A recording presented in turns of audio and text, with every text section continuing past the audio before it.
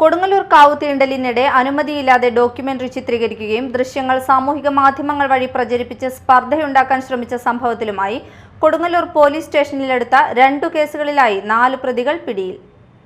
Kodungallur DYSP പ്രമോദിന്റെ നേതൃത്വത്തിലുള്ള അന്വേഷണ സംഘം നടത്തിയ ശാസ്ത്രീയമായ അന്വേഷണത്തിലൂടെയാണ് പ്രതികളെ തിരിച്ചറിഞ്ഞത്.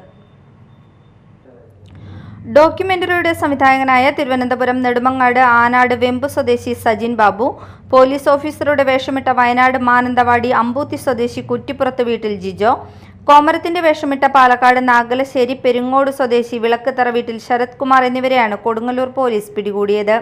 ഭരണി മഹോത്സവത്തോടനുബന്ധിച്ച് ഡോക്യുമെന്ററി ചിത്രീകരണത്തിന് സജിൻ ബാബു അനുമതി തേടിയിരുന്നെങ്കിലും കോടതി ഉത്തരവ് നിലവിലുള്ളതിനാൽ ദേവസ്വം അനുമതി നിഷേധിച്ചിരുന്നു. ഇത് അവഗണിച്ചാണ് ഇയാൾ ചിത്രീകരണം നടത്തിയത്.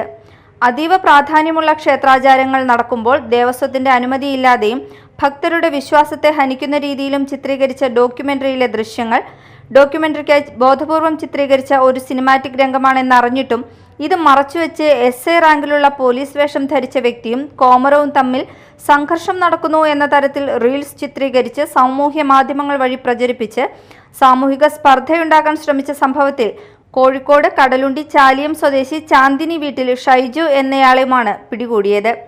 4 പ്രതികൾക്കും നിയമപ്രകാരമുള്ള നോട്ടീസ് നൽകിയിട്ടുണ്ട്. ഈ വീഡിയോകൾ ഷെയർ ചെയ്തവർക്കെതിരെയും കർശനമായ നിയമ നടപടികൾ സ്വീകരിക്കും. 2 കേസുകളിലും കൂടുതൽ അന്വേഷണം നടന്നുവരികയാണ്. ഇത്തരം വ്യാജ വീഡിയോകൾ പങ്കുവയ്ക്കുന്നവർക്കെതിരെ കർശന നിയമ നടപടികൾ സ്വീകരിക്കും. നിലവിൽ നിയമസഭാ തിരഞ്ഞെടുപ്പ് പെരുമാറ്റച്ചട്ടം നിലനിൽക്കുന്നതിനാൽ ജാതി മത രാഷ്ട്രീയ വിദ്വേഷം വളർത്തുന്നതോ വ്യക്തിഹത്യ നടത്തുന്നതോ ആയ സന്ദേശങ്ങൾ സാമൂഹിക മാധ്യമങ്ങൾ വഴി പ്രചരിപ്പിക്കുന്നതിനെതിരെ തൃശൂർ റൂറൽ പോലീസ് കർശന നിരീക്ഷണം ഏർപ്പെടുത്തിയിട്ടുണ്ട്. Kodungallur DYSP Pramod P, Kodungallur SHO Bijoy P, GASI Umesh KV എന്നിവരാണ് അന്വേഷണ സംഘത്തിലുള്ളത്. Media time, Kodungallur.